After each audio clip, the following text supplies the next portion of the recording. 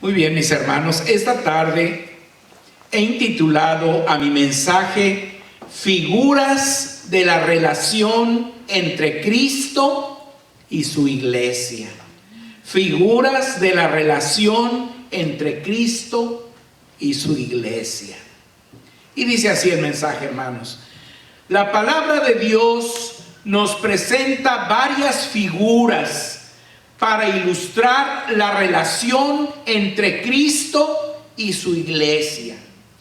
Y estas figuras implican grandes enseñanzas prácticas para nuestra vida como iglesia y como personas también. Así como proporcionan una excelente manera de evaluar nuestra relación con el Señor Jesucristo, como individuos y también como iglesia. Echemos mano de estas enseñanzas para experimentar plenamente las bendiciones de Dios. Entonces vamos a ver la primera, hermanos. La figura de la relación entre Cristo y su iglesia es la vid y los pámpanos. La vid y los pámpanos. Por medio de esta figura entendemos que el Señor nos salvó para que llevemos fruto abundante, como los pámpanos lo hacen estando unidos a la vid. Los pámpanos o sarmientos son las ramitas que forman los racimos donde salen las uvas. Esos son los pámpanos, hermanos, esas ramitas que forman los racimos donde salen las uvas, ¿verdad? En esta figura, mis hermanos, nuestro Señor Jesús es la vid sembrada por Dios. Así lo dice en Juan 15, versículo 1, dice: yo soy la vid verdadera y mi Padre es el labrador. Y nosotros, mis hermanos, somos los pámpanos que deben llevar el fruto, porque de otra manera seremos eliminados por Dios. Fíjense lo que dice el versículo 2 y 3, dice: todo pámpano que en mí no lleva fruto, lo quitará. Y todo aquel que lleva fruto, lo limpiará para que lleve más fruto. Ya vosotros estáis limpios por la palabra que os he hablado. El secreto de llevar fruto, mis hermanos, es permanecer en Cristo. Es permanecer en Cristo. Ahí lo dice el versículo 4: permaneced en mí y yo en vosotros. Como el pámpano no puede llevar fruto por sí mismo si no permanece en la vid, así tampoco vosotros si no permanecéis en mí. Entonces el secreto para llevar fruto abundante como pámpanos de la vid es permanecer en la vid, es decir, en nuestro Señor Jesucristo. Porque separados de Cristo, nada podemos hacer, hermanos. Ese es el versículo 5, ¿verdad? Dice: yo soy la vid, vosotros los pámpanos. El que permanece en mí y yo en él, este lleva mucho fruto, porque separados de mí, nada podéis hacer. Aquí una buena pregunta sería: ¿qué significa permanecer en Cristo? ¿Qué significa permanecer en Cristo, mis hermanos? Porque dice: si el que permanece lleva mucho fruto, porque separados de mí nada podéis hacer. Hermanos, obviamente no solo significa estar pegado a la vid, porque hay pámpanos que, aunque están pegados a la vid y están recibiendo alimento de la vid, hermanos, no llevan fruto. ¿Les ha tocado ver racimos con pámpanos que no tienen fruto, aunque estuvieron pegados todo el tiempo a la vid, ¿verdad?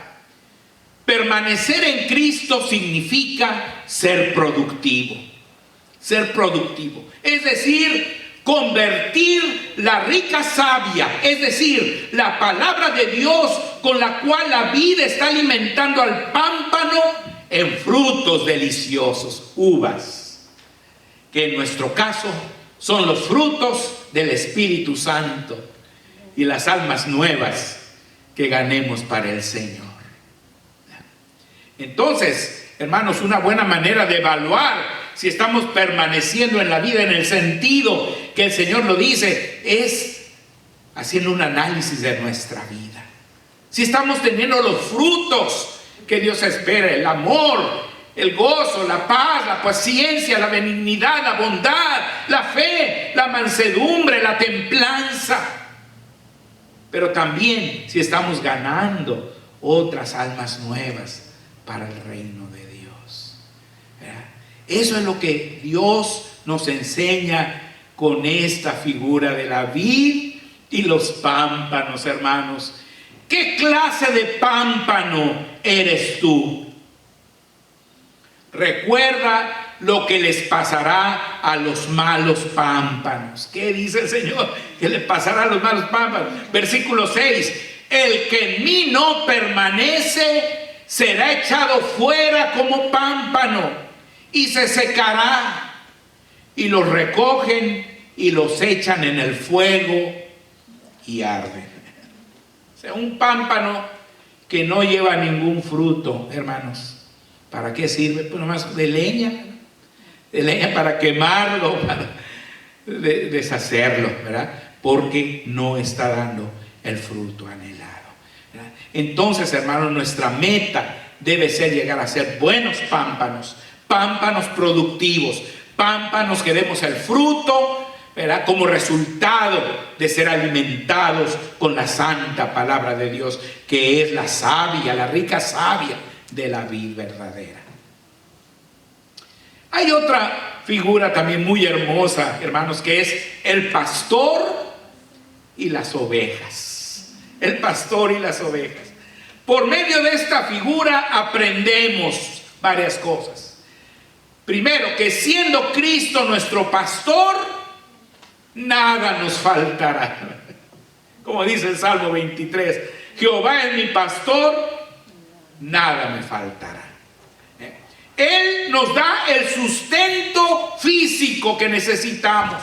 Hermanos, dice, en lugares de delicados pastos me hará descansar, junto a aguas de reposo me pastoreará. Es decir, está hablando del alimento físico, el pasto, que es lo que comen las ovejitas, ¿verdad? Y el agua que calma su sed, hermanos, y que sacia su sed. El Señor, hermanos, nos da ese sustento físico todo el tiempo, pero también nos sustenta espiritualmente, porque dice el Salmo, confortará mi alma, me guiará por sendas de justicia, por amor de su nombre. Entonces también nos sustenta espiritualmente, y además nos cuida, porque fíjense, dice, aunque ande en valle de sombra de muerte, no temeré mal alguno, porque tú estarás conmigo, tu vara y tu cayado me infundirán aliento. Entonces, el cuidado que Dios tiene con cada uno de nosotros, hermanos, y también la victoria sobre nuestros enemigos. Porque dice, aderezas mesa delante de mí en presencia de mis angustiadores. Y bendiciones constantes durante toda nuestra vida. Porque dice, unges mi cabeza con aceite, mi copa está rebosando. Ciertamente el bien y la misericordia me seguirán todos los días de mi vida. Y por último, hermanos, Él nos da también la vida eterna, porque dice, y en la casa de Jehová moraré por largos días. En inglés dice live forever, para siempre. Se está refiriendo a la eternidad, mis hermanos. De manera que El Señor, siendo nuestro pastor, pues va a darnos lo mejor de lo mejor. ¿Qué más podemos desear, hermanos? ¿Qué más podemos desear? También esta figura del pastor y las ovejas, mis hermanos, nos enseña que Cristo, como nuestro pastor, nos ama tanto que dio su vida por nosotros. Fíjense lo que dice en Juan 10, 11 al 15. Yo soy el buen pastor. El buen pastor su vida da por las ovejas. Mas el asalariado, y que no es el pastor, de quien no son propias las ovejas, ve venir al lobo y deja las ovejas y huye. Y el lobo arrebata las ovejas y las dispersa. Así que el asalariado huye porque es asalariado y no le importan las ovejas. Yo soy el buen pastor y conozco mis ovejas y las mías me conocen. Así como el Padre me conoce y yo conozco al Padre y pongo mi vida por las ovejas. Qué hermoso, hermanos, el Señor, aparte de todo lo que nos da, todo el sustento, todo el cuidado, hermanos, todo el amor, Él también puso su vida por nosotros, hermanos, como buen pastor. En gratitud, lo menos que podemos hacer es consagrar nuestras vidas para su causa, hermano. Si Él dio su vida por ti, tú debes dar tu vida por Él, hermano. Tú debes dar tu vida por Él, hermana, y servirle con todo tu corazón. También la figura del pastor y las ovejas nos enseña que Él nos conoce perfectamente y en Él tenemos seguridad eterna. Qué hermoso es saber eso, hermanos, que Él nos conoce a todos, a cada uno. Dice la Biblia que Él, hermanos, llama a cada estrella por su nombre. ¿Cuántas estrellas hay? Hay billones y billones y billones de estrellas y Él a todas las conoce una por una.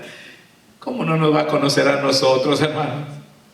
Él te conoce a ti perfectamente. Sabe quién eres, cómo eres y te ama tanto a ti que te da la seguridad eterna. Fíjense lo que dice en Juan 10, 27 al 29. Mis ovejas oyen mi voz y yo las conozco y me siguen y yo les doy vida eterna y no perecerán jamás, ni nadie las arrebatará de mi mano. Mi Padre que me las dio es mayor que todos y nadie las puede arrebatar de la mano de mi Padre. ¿Qué clase de oveja eres tú, hermano? ¿Qué clase de oveja eres tú, hermana? ¿Eres oveja? ¿O acaso eres cabrito? Si nuestro Señor separara hoy las ovejas de los cabritos, ¿de qué lado quedarías tú? ¿De qué lado quedarías tú? Hermano, el Señor te ama y tú como oveja debes de corresponder a su amor. Hay una tercera figura de la relación entre Cristo y su iglesia, es la piedra angular y el edificio, hermanos. Esta figura nos enseña que Cristo es la roca fundamental y nosotros las piedras que formamos el edificio. En Efesios 2, del 19 al 22, la palabra nos dice: así que ya no sois extranjeros ni advenedizos, sino conciudadanos de los santos y miembros de la familia de Dios, edificados sobre el fundamento de los apóstoles y profetas, siendo la principal piedra del ángulo Jesucristo mismo, en quien todo el edificio, bien coordinado, va creciendo para ser un templo santo en el Señor, en quien vosotros también sois juntamente edificados para morada de Dios en el Espíritu. Qué hermosa figura, hermanos. Cristo, la piedra fundamental. Nosotros, los apóstoles, los profetas y luego nosotros formando ese edificio para gloria y alabanza en el Espíritu de nuestro Dios, hermanos. Amén. Esta figura nos enseña también que Cristo es el único fundamento de nuestra fe y que nadie puede poner otro fundamento, hermanos. En 1 Corintios 3, 10 y 11 dice: conforme a la gracia de Dios que me ha sido dada, yo como perito arquitecto puse el fundamento y otro edifica encima, pero cada uno mire cómo sobreedifica, porque nadie puede poner otro fundamento que el que está puesto, el cual es Jesucristo. Él es el fundamento de nuestro edificio. Y también esta figura nos enseña que nosotros somos piedras vivas, edificadas sobre Cristo para ser una casa espiritual y un sacerdocio santo. Primera de Pedro 2, 4 al 5 lo dice: acercándoos a Él, piedra viva, desechada ciertamente por los hombres, mas para Dios escogida y preciosa. Vosotros también, como piedras vivas, sed edificados como casa espiritual y sacerdocio santo, para ofrecer sacrificios espirituales aceptables a Dios por medio de Jesucristo. Nuestro propósito, según estos versículos, hermanos, como piedras vivas, es ofrecer sacrificios espirituales aceptables a Dios por medio de Jesucristo. Y nos preguntamos, ¿cuáles son esos sacrificios? ¿Cuáles son los sacrificios espirituales que Dios espera de ti y de mí? El libro de Hebreos nos lo revela, mis hermanos. En Hebreos 13, 15 al 16 dice: así que ofrezcamos siempre a Dios, por medio de Él, sacrificio de alabanza, es decir, fruto de labios que confiesan su nombre.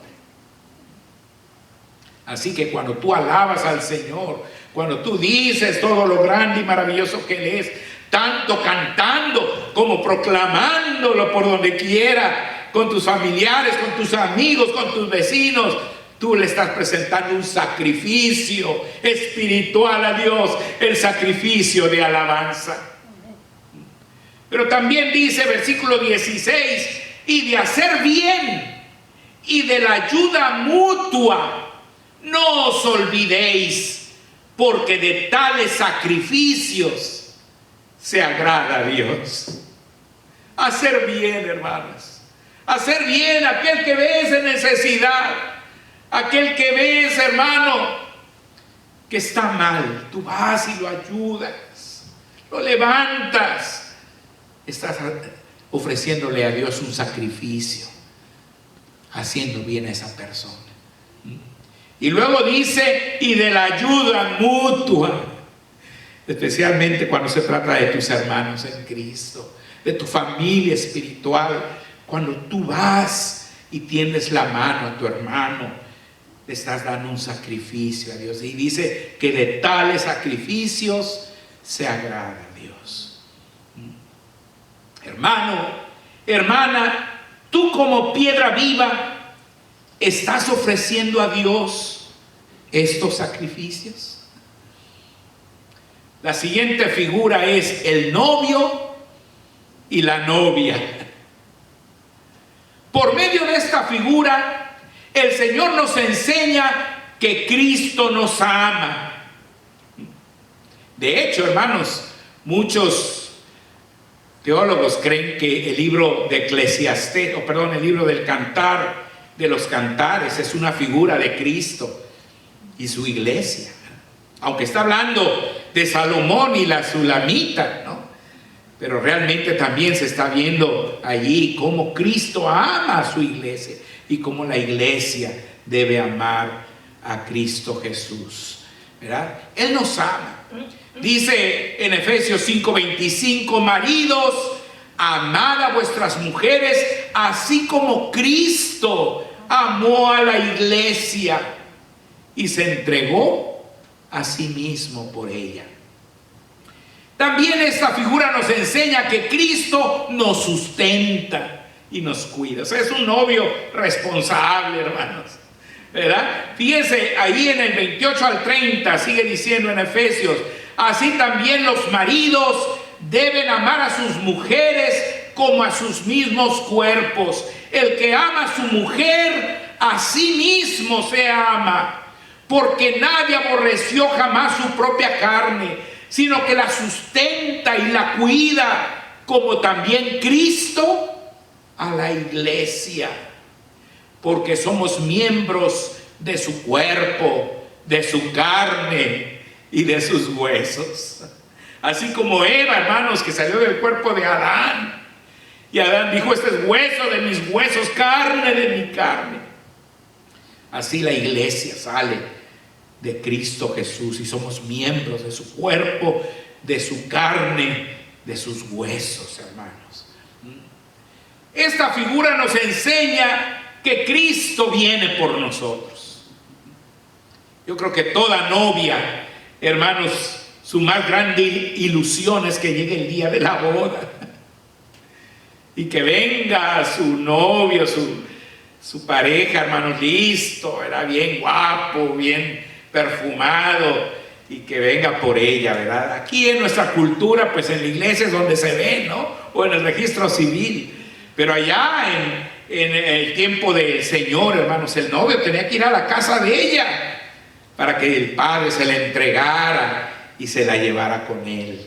Y así va a ser en el caso de nuestro Señor. Él va a venir por nosotros para recogernos y llevarnos. Como dijo él, en la casa de mi padre muchas mansiones hay. Voy pues a preparar lugar para vosotros, ¿verdad? Dice, y si me fuere y os prepararé el lugar, vendré otra vez y os tomaré a mí mismo, para que donde yo estoy, vosotros también estéis. Y también esta figura, hermanos, nos enseña que estaremos unidos con Cristo para siempre.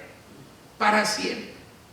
Ahí no va a haber divorcio, hermanos, como aquí en el mundo, ¿verdad? ¿Cuántas veces vemos parejas felices llegar al altar, hermanos? Con esa ilusión, con esa alegría, con esa felicidad. Y al rato ya los vemos allá en los juzgados, ya gritándose y peleándose y rompiendo, hermanos, su matrimonio por medio del divorcio. No va a ser así con Cristo. Va a ser un matrimonio eterno. Dice en Apocalipsis 19, 6 al 9, y oí como la voz de una gran multitud, como el estruendo de muchas aguas, y como la voz de grandes truenos que decía, aleluya, porque el Señor nuestro Dios Todopoderoso reina. Gocémonos y alegrémonos y démosle gloria, porque han llegado las bodas del Cordero y su esposa se ha preparado. Y a ella se le ha concedido que se vista de lino fino, limpio y resplandeciente, porque el lino fino es las acciones justas de los santos. Y el ángel me dijo, escribe, bienaventurados los que son llamados a la cena de las bodas del Cordero. Y me dijo, estas son palabras verdaderas de Dios. Hermano, hermana, ¿amas a Cristo como Él te ama a ti? ¿Te estás preparando para ese día precioso cuando como iglesia nos hemos de unir con Él para siempre? ¿Le eres totalmente fiel? ¿O lo estás engañando con otros amores mundanos?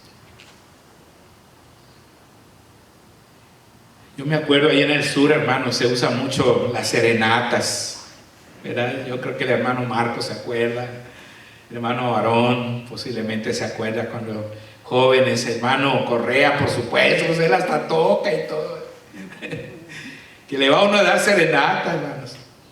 Pero a mí me tocó ir, hermanos, con muchachos que la muchacha salía, prendía la luz primero, ya prendió la luz, oh, le metió uno más ganas a la serenata, ¿no?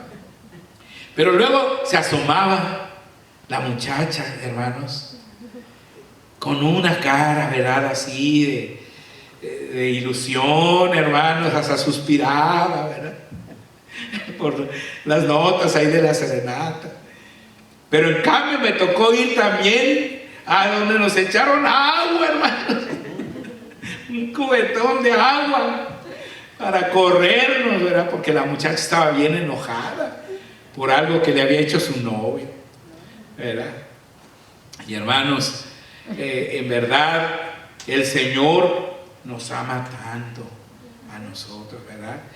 Y hermanos, no le seamos infieles como esos muchachos que son infieles. ¿Cómo no se va a enojar la muchacha, ¿verdad? Si son infieles. El Señor espera de ti, de mí, una fidelidad total. Tenemos otra figura que es la cabeza y el cuerpo, hermanos.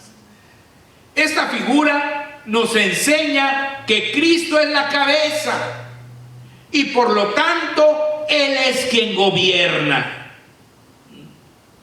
Dice en Efesios 1, 22 y 23: y sometió todas las cosas bajo sus pies y lo dio por cabeza sobre todas las cosas a la iglesia, la cual es su cuerpo, la plenitud de aquel que todo lo llena en todo. Esto significa que al único que debemos obedecer es a Cristo. Esto significa que cualquier otro que se diga ser la cabeza de la iglesia usurpa un lugar que no le corresponde. Ese lugar es solamente de Cristo. Y esta figura también nos enseña que el crecimiento y la edificación del cuerpo dependen de nuestro Señor Jesucristo.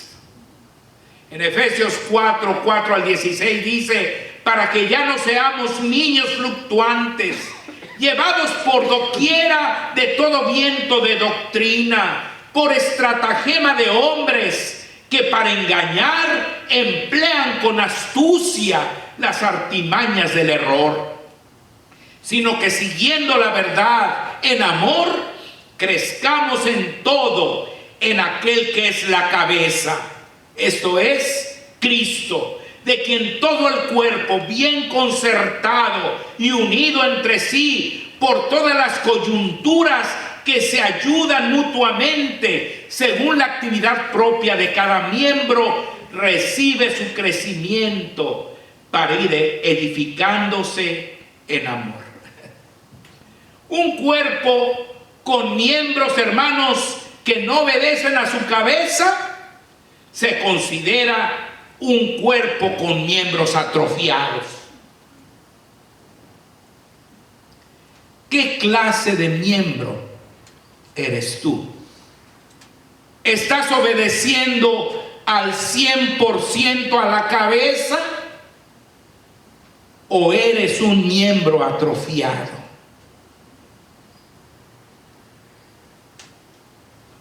Finalmente, hermanos, la Biblia nos habla de una figura más, que es el maestro y los discípulos.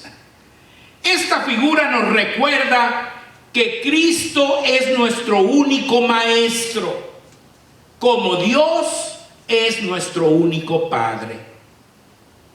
En Mateo 23, 8 al 10 dice: pero vosotros no queráis que os llamen rabí, porque uno es vuestro maestro, el Cristo, y todos vosotros sois hermanos. Y no llaméis Padre vuestro a nadie en la tierra, porque uno es vuestro Padre, el que está en los cielos. Ni seáis llamados maestros, porque uno es vuestro maestro, el Cristo. Esa es la razón, mis hermanos, porque yo siempre comparto únicamente lo que el Señor enseña en su palabra. Aunque tengo que soportar constantemente muchas críticas. Cristo no nos mandó a predicar lo que nosotros creemos, o lo que nosotros opinamos, o lo que nosotros pensamos, sino únicamente nos mandó a predicar lo que Él dice. ¿Qué ganaría yo con hablar de cosas que Dios no dice en su palabra, aunque suenen tan interesantes? Nada ganaría, hermanos. Mi deber como siervo de Dios es enseñar lo que Él me manda. Esta figura también nos recuerda que Cristo es mayor que todos nosotros. En Mateo 10, 24 y 25 dice: el discípulo no es más que su maestro, ni el siervo más que su señor. Bástale al discípulo ser como su maestro y al siervo como su señor. Nuestra meta suprema debe ser Él. Ser como Él, ver como Él, andar como Él, amar como Él, enseñar como Él, perdonar como Él, etc. Y esta figura también nos recuerda que Cristo quiere que sigamos fielmente sus enseñanzas para ser como Él. En Lucas 6:40 dice: el discípulo no es superior a su maestro, mas todo el que fuere perfeccionado será como su maestro. Todas estas figuras, mis hermanos, tienen un gran contenido didáctico para nuestras vidas. La mayor enseñanza es la gran importancia que tiene nuestra relación con Cristo. En el mundo, el ejercicio de las relaciones humanas es de suma importancia para que las cosas salgan bien. Relaciones familiares, relaciones obrero-patronales, relaciones escolares, relaciones diplomáticas entre los gobiernos, relaciones vecinales, relaciones eclesiásticas, etc. Así también, teniendo un buen entendimiento de nuestras relaciones espirituales con Cristo y ejercitándolas adecuadamente, tendremos una vida victoriosa y feliz. Es pues muy importante que entendamos nuestro papel como iglesia en cada una de las figuras enseñadas en la palabra de Dios, para actuar con prudencia y ser siempre agradables a nuestro Señor y Rey. Que Dios les bendiga, hermanos. Amén.